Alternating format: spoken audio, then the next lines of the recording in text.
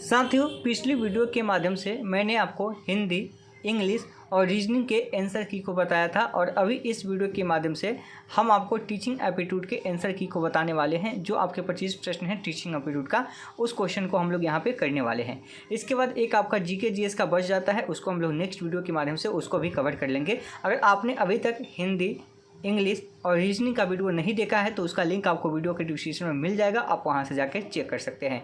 साथियों, अगर आप चैनल पर पहली बार आए हैं तो चैनल को सब्सक्राइब कर लीजिए और वीडियो को लाइक कर दीजिए। साथ ही वीडियो के डिस्क्रिप्शन में व्हाट्सएप ग्रुप और टेलीग्राम चैनल का लिंक मिलेगा, आप उसको ज्वाइन कर लीजिए। जो फाइनल आंसर होगा हम आपको वहाँ पर ग्रुप में शेयर करेंगे। चलिए शुरू करते हैं और देखते हैं टीचिंग एप्टीट्यूड के सवाल को। देखिए, टीचिंग एप्टीट्यूड का जो सवाल है यह आपका 96 नंबर से शुरू है, लेकिन उससे पहले हम आपको बुकलेट सीरीज बता दें ताकि आपको मिलाने में आसानी होगा। आप जो देख पा रहे हैं यह बुकलेट सीरीज यानी कि जो क्वेश्चन बुकलेट सीरीज की बात करें तो यह सी है। आपके पास सी है तो आप तो डायरेक्ट मिला लेंगे, लेकिन आपके पास अगर ए है, बी है या अलग है, कोई डी है या फिर अलग है तो उसके आधार पे आपको क्वेश्चन के आधार पे मिलाना होगा। एक और चीज़ आपको बता दें कि जो टीचिंग एप्टीट्यूड का क्वेश्चन है, अभी इस क्वेश्चन के अंदर कुछ ऐसे क्वेश्चन है जिसके ऊपर डाउट है, और डाउट है तो इसके ऊपर जब फाइनल आंसर की एलओनू जारी करेगा, हम बता देंगे कौन कौन से क्वेश्चन में, तो उसमें आपका नंबर बढ़ भी सकता है और घट भी सकता है जो उनसे क्वेश्चन पर डाउट है।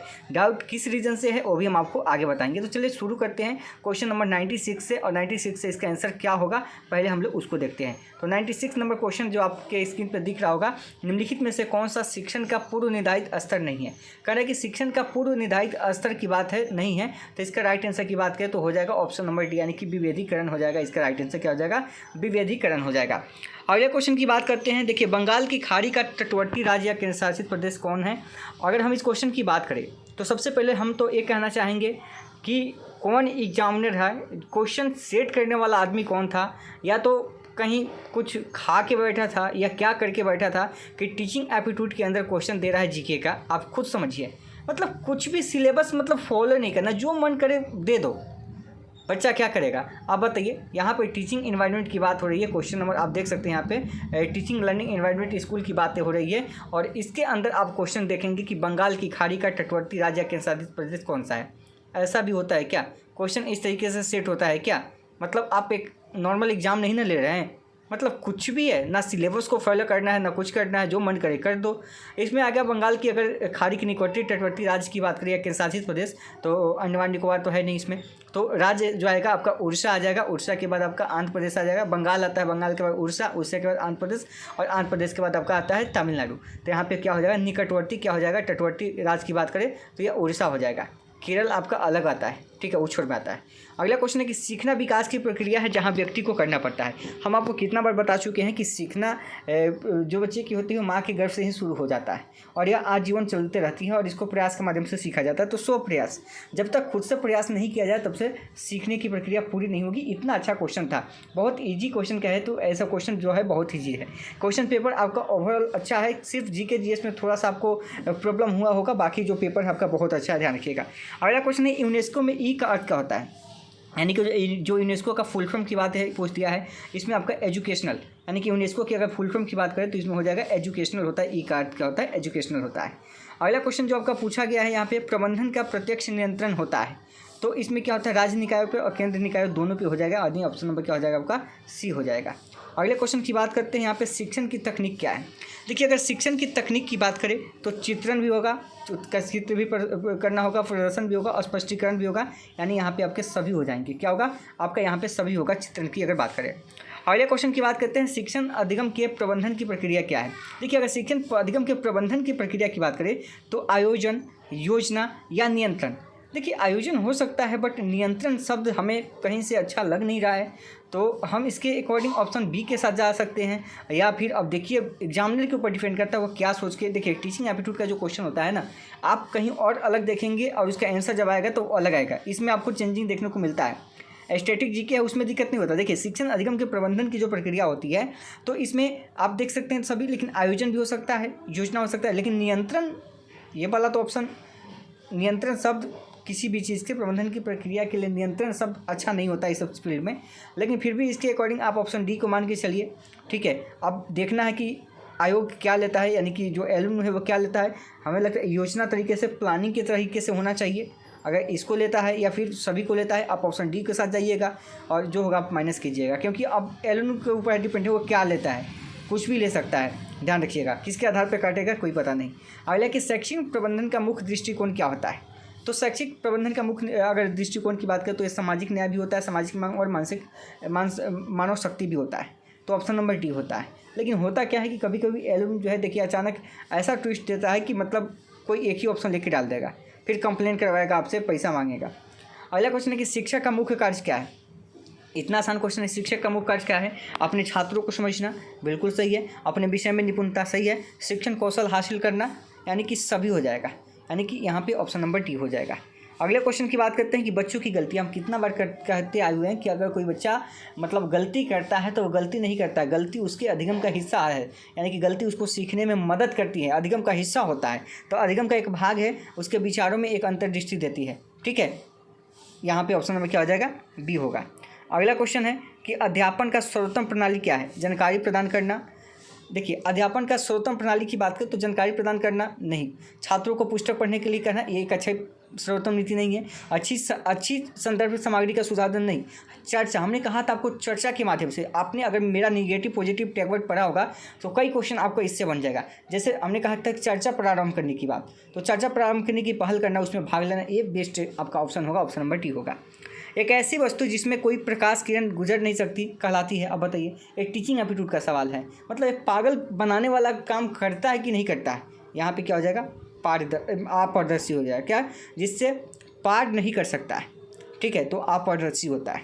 फिजिक्स का क्वेश्चन है। अब बताइए इसके अंदर टीचिंग एप्टीट्यूड के अंदर दिया हुआ है, कैसा क्वेश्चन सेट करने वाला है। अगला कि पर्यावरण अध्ययन पाठ्यक्रम बच्चों का समग्र शिक्षा का कारण बन सकता है यदि? तो देखिए इसमें कहता है कि पर्यावरण अध्ययन पाठ्यक्रम बच्चों की समग्र शिक्षा का कारण बन सकता है यदि वह है, ठीक है, यदि वह है। तो यहाँ पे अगर देखिएगा तो समावेशी चलेगा, समावेशी में दिक्कत नहीं है, विषयगत चलेगा। यहाँ पे ऑप्शन डी के साथ जाएंगे हम, लेकिन यहाँ पे थोड़ा सा डाउट है कि एकीकृत को कहीं इसको क्रॉस ना करे एलिनू। अब देखिए इसमें हम आपको बार बार कह रहे हैं कि जो टीचिंग एप्टीट्यूड का सवाल होता है ना, बहुत इसमें उलझा हुआ सवाल, वहाँ से मतलब वो किस आधार पे आपको काटेगा आंसर पता ही नहीं चलेगा। ठीक है, इसमें जो सोचते हैं अब क्वेश्चन सेट करने वाला कौन सा नज़रिए से सेट किया हुआ, आप तो देख रहे हैं ना कि जो क्वेश्चन का ये साइंस का क्वेश्चन इसमें घुसा दिया है, अब आंसर के मतलब डी के बदले ये घुसा देगा, क्या करेगा? अभी तो थोड़ा सा वेट करना होगा, लेकिन आप डी के साथ जाइए, इसमें सभी होगा। बट आपको थोड़ा सा यहाँ पे ध्यान देना है इसके अलावा कि होता क्या। अभी डी के साथ आप जा सकते हैं, अगर ट्विस्ट कटेगा तो यहाँ पे काट सकते हैं, लेकिन तीनों जरूरी है, ध्यान रखिएगा। अगले क्वेश्चन की बात करते हैं कि फीडबैक डिवाइस के रूप में किसका उपयोग करके कक्षा शिक्षण कौशल विकसित किया जाएगा? अगर फीडबैक डिवाइस की बात करें तो इसमें क्या हो जाएगा? ऑप्शन नंबर आपका सी, यानी कि अंतःक्रिया विश्लेषण, ये ठीक है। अनुकरण तकनीक नकल करके नहीं होता है, यानी कि सूक्ष्म शिक्षण, यानी कि छोटा सा नहीं होगा, यानी कि अंतःक्रिया विश्लेषण होगा, ठीक है, ऑप्शन नंबर सी। अगला क्वेश्चन है शिक्षण की सहायक सामग्री क्या है? तो शिक्षण की सहायक सामग्री की बात करें तो प्रयोगशाला भी है और पुस्तकालय भी है, दोनों हो जाएगी। अगला कि शिक्षण में निपुणता सीखने की रणनीति किसके द्वारा डिजाइन की गई थी? तो यह जो डिजाइन किया गया था, यह किया गया था किसके? बी.एस. ब्लूम के द्वारा। किसके द्वारा? बी.एस. ब्लूम के द्वारा किया गया था। अगले क्वेश्चन की बात करते हैं कि शिक्षकों के लिए मापदंड किसके द्वारा विकसित किया जाता है? आप जानते हैं कि डीएलएड कोर्सेस होता है, आप बीएड करने जाते हैं, इतना आसान क्वेश्चन नहीं पता है। यह किससे अप्रूव्ड होता है? एनसीटीई से, national council of teacher education, यानी कि एनसीटीई, ऑप्शन नंबर सी। इतना तो आप जान ही रहे होंगे ना, अब ये भी नहीं जानते हैं। चलिए अगला क्वेश्चन की बात करते हैं। कहते हैं कि क्वेश्चन बहुत ही टफ आया था। कहाँ क्वेश्चन टफ आया था? क्वेश्चन हम कहाँ चले गए? कितना नंबर क्वेश्चन हुआ? 108 करवा दिए थे ना, कुछ छूटा तो नहीं ना?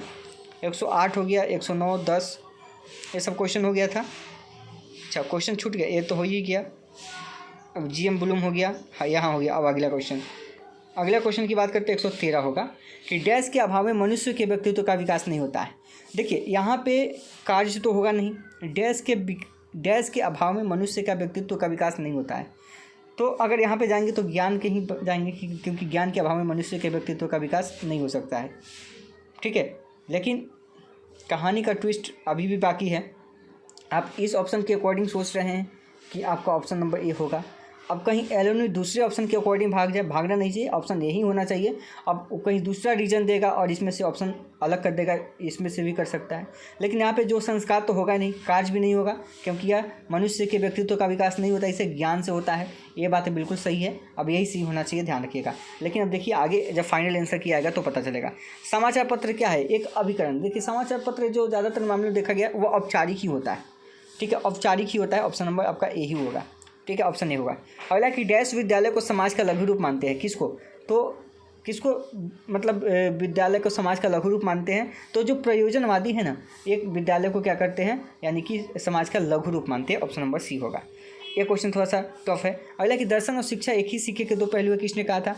तो इसमें एक और नाम आता है, ठीक है, दो व्यक्ति ने कहा था, लेकिन इस ऑप्शन के अकॉर्डिंग आपको रॉस हो जाएगा। यानी कि दर्शन और शिक्षा एक ही सिक्के के दो पहलू है, किसने कहा है? हालांकि ये सब जब आप जाएंगे ना फर्स्ट ईयर में, बीएड फर्स्ट ईयर में जाएंगे, तो बीएड फर्स्ट ईयर के अंदर एक कोर्स है आपका C2, जिसको बोलते हैं कंटेम्प्रोरी इंडिया एजुकेशन, समकालीन भारतीय समाज में शिक्षा। उसके अंदर ये सब आपको पढ़ना है। ये जो है दर्शन और शिक्षा पढ़ना है। इसके अलावा आप देखिए आदर्शवाद, प्रयोजनवाद, प्रकृतिवाद, मानवतावाद, ये सभी आपको वहाँ पे पढ़ना है, फर्स्ट ईयर के अंदर पढ़ना है, बीएड फर्स्ट ईयर के। यहाँ पे एंट्रेंस की एग्ज़ाम हो रही है, उतना एक्सपेक्टेड, उतना आपका सिलेबस भी नहीं है जितना डीप किया हुआ है। आगे देखिए, दर्शन और शिक्षा एक ही सिक्के के पहलू है, ये हो गया, रॉस हो गया, ठीक है, ऑप्शन नंबर बी।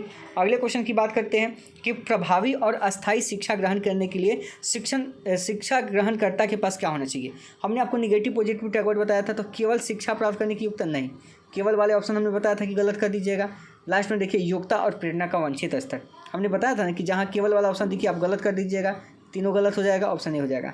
कक्षा संप्रेषण होना चाहिए, हम कितना बार चिल्ला के बताए थे कि भाई जो कक्षा होना चाहिए वह बाल केंद्रित शिक्षा होना चाहिए, बालक केंद्रित शिक्षा है, शिक्षा की बालक की जो रुचि है, क्षमता आधार, उसी के आधार पर शिक्षण व्यवस्था भी होनी चाहिए। तो कक्षा का संप्रेषण भी छात्र केंद्रित होना चाहिए। अगला कि एक अध्यापक के रूप में कक्षा में आपकी प्रभावी उपस्थिति सुनिश्चित करने के लिए सबसे अच्छा विकल्प क्या है? तो ऑप्शन ए है कि सहयोगी समावेश का प्रयोग, आक्रामक कथन का प्रयोग, नहीं आक्रामक तो नहीं होगा, सुस्थापित मॉडलिंग का अंगीकरण, या प्राधिकार होना, नहीं, सहयोगी समावेशन का प्रयोग होगा, सहयोगी समादेश का प्रयोग होगा, ऑप्शन नंबर ए होगा। आखिरी क्वेश्चन की बात करते हैं कि भारत की बड़ी बड़ी नदियों में जल प्रदूषण का निम्नलिखित में से कौन सा बड़ा सोर्स है? देखिए, ये क्वेश्चन पूछने वाला पूछा है टीचिंग एप्टीट्यूड के अंदर, और क्वेश्चन देखिए आखिर कहाँ का है, जो आपका जीके जीएस का क्वेश्चन है, यानी कि कहीं ना कहीं इसका क्वेश्चन जीके जीएस में भी घुसा होगा। खैर देखेंगे हम लोग। तो भारत की सबसे बड़ी नदियों में जल प्रदूषण का सबसे बड़ा सोर्स की बात करें तो देखिए, इसका आंसर जो होगा वह होगा अविनियमित लघु उद्योग। लेकिन इसके जो सहयोगी होते हैं, जैसे अविनियमित लघु उद्योग इसका कारण है, ठीक है, लेकिन इसके साथ साथ कृषि संबंधी जल प्रवाह भी होता है, लेकिन इसमें ऑप्शन दूसरा है नहीं। तो इसके अकॉर्डिंग अगर जो इसका सहायक में होता है तो कृषि संबंधी जल प्रवाह होता है, उसकी कारण से भी यह होता है, लेकिन यहाँ पे आंसर ए भी होगा और इसका सहयोगी में ए भी होता है। अब देखिए एल कौन से आंसर को उठाता है, उठाना चाहिए उसको ऑप्शन नंबर ए को ज़्यादा उठाना चाहिए। अब देखिए होता है, लेकिन इसके सहयोग में कृषि संबंधी जल प्रवाह भी होता है, ध्यान रखिएगा, लेकिन आपको मान के भी चलना है अविनियमित लघु उद्योग। इसलिए हम कहें कि टीचिंग एप्टीट्यूड के अंदर 2-3 क्वेश्चन ऐसे हैं, जैसे कि आप देख सकते हैं ना कि टीचिंग एप्टीट्यूड में जीके जीएस को घुसा दिया है, तो वैसे ही 2-3 क्वेश्चन ऐसा होगा कि जो आप जानते हुए भी आपका जो सही होगा आप मारेंगे, वो अपने हिसाब से कहेगा नहीं यह गलत है। तो जो ऑफिशियली जब आएगा तो अभी आप चेक कर रहे होंगे, कई चैनल पर आप चेक कर रहे होंगे, तो आपको लगेगा 80 है, 75 है, 70 है, लेकिन जब फाइनल आंसर आएगा तो आपको 5 नंबर घट जाएगा, कहीं अचानक 10 नंबर घट जाएगा। ये चीज़ ध्यान रखिएगा, आपको देखने का मिलेगा। हम जो है बहुत ही बारीकी से और देरी से वीडियो इसलिए अपलोड कर रहे हैं ताकि कम से कम गलतियां हो सके, ठीक है, और गलतियां यहाँ से हम अपने यहाँ से रहने नहीं देना चाहते हैं। जिस क्वेश्चन के अंदर डाउट है हम आपको पहले बता रहे हैं कि इस क्वेश्चन के अंदर डाउट है और आपका आंसर उस समय बदल सकता है, तो उस समय आप ध्यान रखिएगा, उस समय को छोड़ के चलिएगा, ठीक है ना। इसलिए अब एक लास्ट आपका जीके जीएस का जो बचा हुआ है उसको हम नेक्स्ट वीडियो के माध्यम से अपलोड करेंगे, उसको भी आप लोग देख लीजिएगा, ठीक है। बहुत बहुत